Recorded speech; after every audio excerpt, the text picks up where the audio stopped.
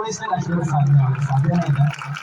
ವಿಶೇಷವಾಗಿ ನಿಮ್ಮ ಎಲ್ಲ ಮಕ್ಕಳು ಅವರು ದೊಡ್ಡ ದೊಡ್ಡ ವಿಶೇಷವಾದ ಒಂದು ಅಭ್ಯಾಸ ಬಲ ಇರ್ತದೆ, ಅವ್ರ ಶಕ್ತಿ ಇರ್ತದೆ, ಅದನ್ನು ಗುರುತಿಸಿ ಬೆಳೆಸ್ರಿ.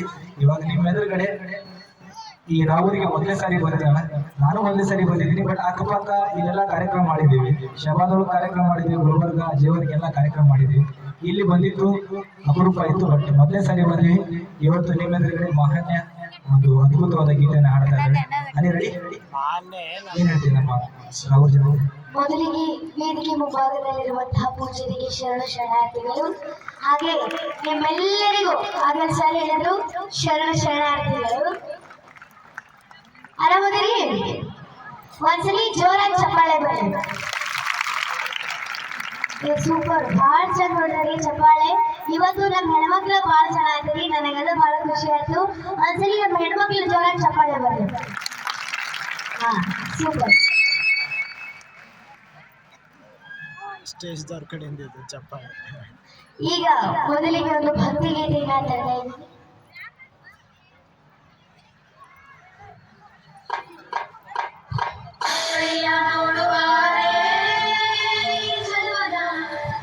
ಚಿಕ್ಕವಳೆ ನೋಡುಬಾರೆ, ಚಿಕ್ಕವಳೆ ನೋಡುಬಾರೆ,